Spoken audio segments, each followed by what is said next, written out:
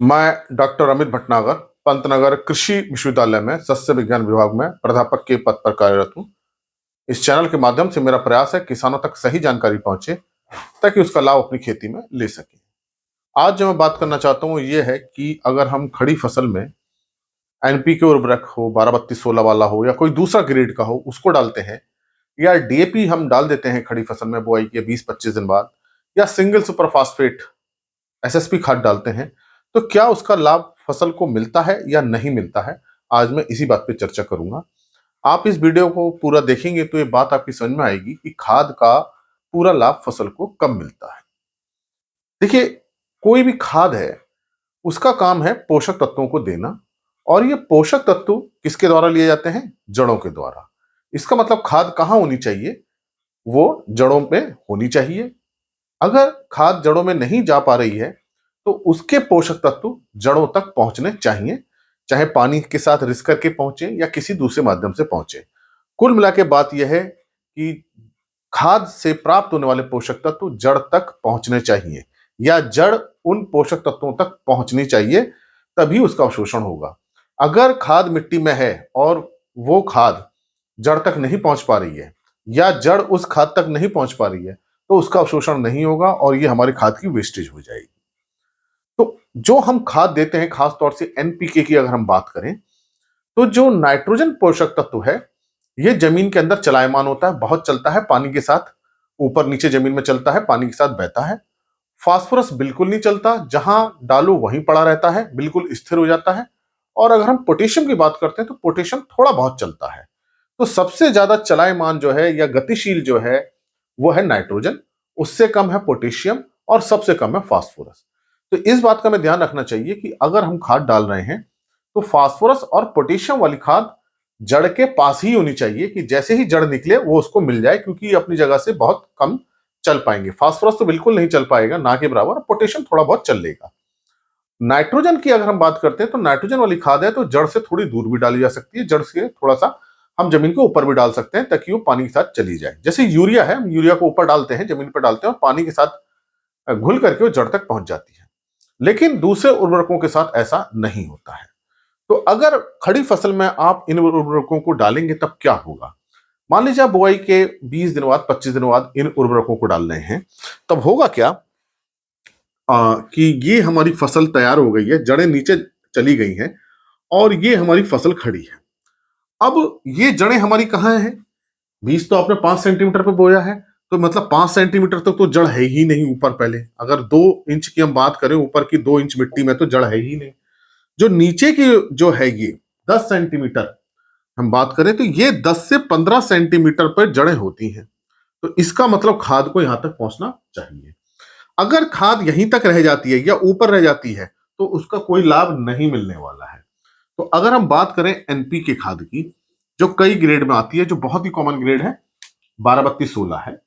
अगर हम दूसरे ग्रेड की भी खाद डालते हैं तो इसमें क्या होगा, कि जो नाइट्रोजन ये हमने खाद माना यहां डाली है, तो ये फसल है, खाद ऊपर ये पड़ी है, तो जो नाइट्रोजन है देखिए, वो तो नाइट्रोजन तो नीचे आ जाएगा पानी के साथ बह के, क्योंकि नाइट्रोजन चलायमान है, नाइट्रेट या अमोनियम रूप में होता है। तो ये पानी के साथ, सिंचाई के साथ, पानी के साथ जब सिंचाई का पानी नीचे आएगा तो ये पानी के साथ नीचे जड़ तक आ जाएगा।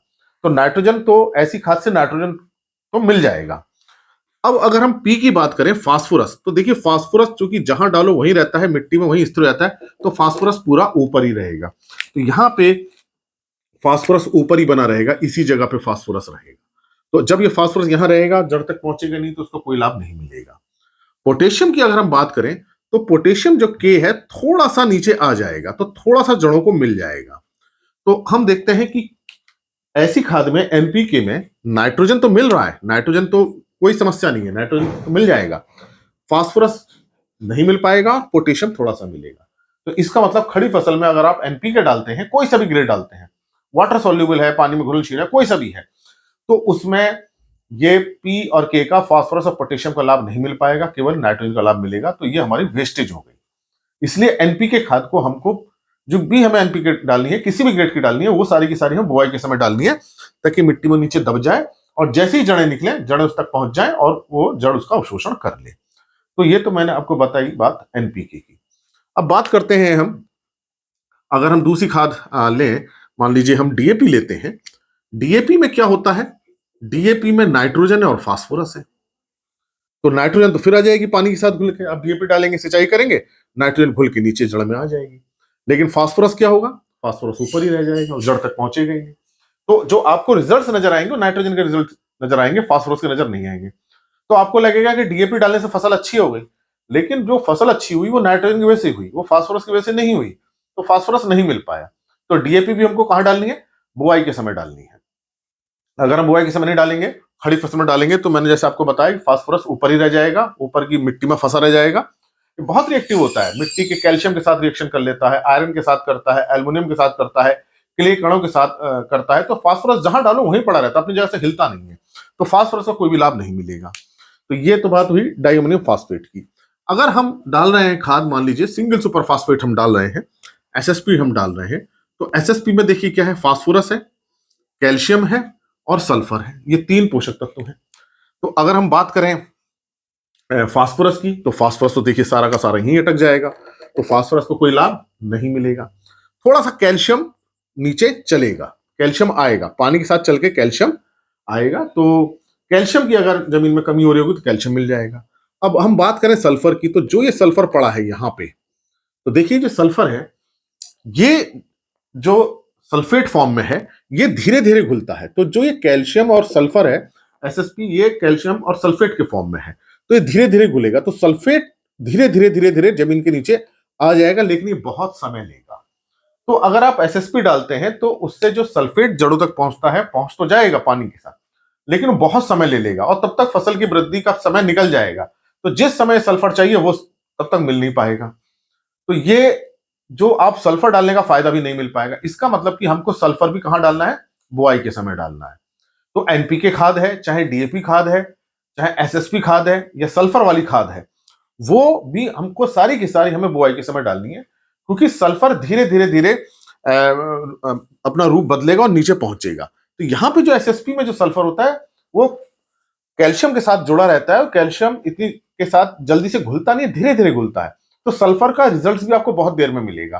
तब तक की जो क्रॉप की 30, 40, 50, 60 दिन गुजर चुके होंगे और जो फसल की जरूरत, वो जरूरत उस समय तक पूरी नहीं हो पाएगी। तो बाद में अगर पहुंच भी जाएगा जड़ तक तो उतना लाभ नहीं मिल पाएगा। इसलिए आप एनपीके खाद है, चाहे डीएपी है, एसएसपी है, ये सारी की सारी खाद जो भी रिकमेंडेड डोज है, जो कैलकुलेशन आती है, आप सब बुआई के समय डालिए।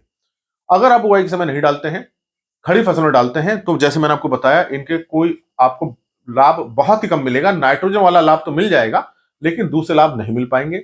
इससे आपकी खेती का खर्चा बढ़ेगा। आपने जो फर्टिलाइजर पे जो कॉस्ट है, जो आपने खर्चा किया है, उसका कोई लाभ आपको नहीं मिलने वाला है, और आपकी फसल जो है कमजोर रहेगी। फिर आप दूसरे उपाय करेंगे और वो उन उपाय से इन पोषक तत्वों की कमी पूरी नहीं हो पाएगी। इसलिए जरूरी है कि इन खादों को आप बुआई के समय डालें, खड़ी फसल में ना डालें। तो अब आप समझ गए होंगे कि इन खाद से निकलने वाले पोषक तत्वों को जड़ तक पहुंचना बहुत जरूरी है। अगर ये जड़ तक नहीं पहुंचे तो उसका कोई लाभ नहीं होता है।